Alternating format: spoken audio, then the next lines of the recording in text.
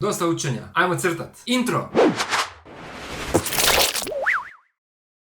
S obzirom da smo u prošlom videu govorili o tome što je kompozicija, u ovom videu ćemo izvesti jednu jednostavnu prezentaciju koja će obuhvatiti svih 6 vrsta kompozicije. U tome će nam pomoći naš crtani prijatelj kojega ste možda primijetili ranije na našem kanalu. Idemo za početak vidjeti kako on izgleda. Biće to minimalistički, vrlo jednostavan crtež koji je dovoljan za ovakav zadatak. Naš pomoćnik će se sastojati od okrugle glave, ovalnih očiju i usta. Njegovo tijelo će izgledati gotovo kao neka kapljica, a onda mu trebamo dodati i ruke koje će izgledati otprilike ovako, a evo i nogu koja će izgledati nekako ovako. Naš pomoćnik treba nešto raditi, trebamo mu dati neku priču. Zamislit ćemo da je na bazenima i da vježba skakanje u bazen. Zato ćemo mu dodati naočale za ronjenje i kapicu.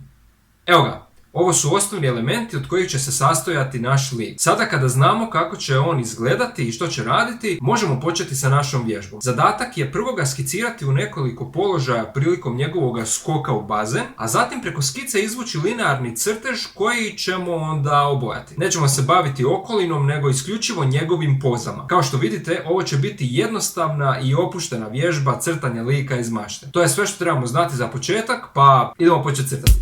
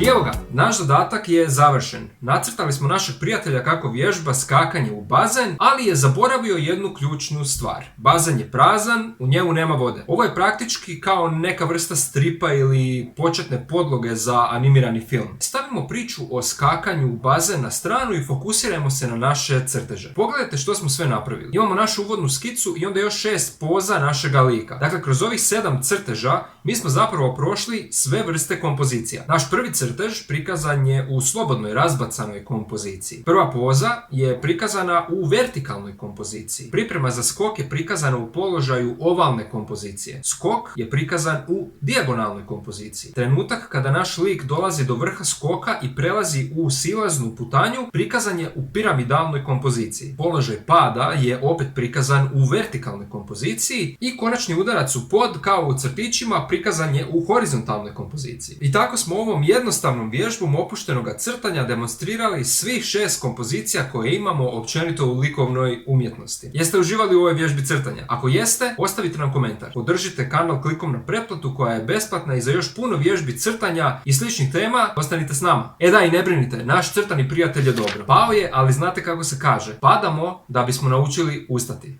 Vidimo se.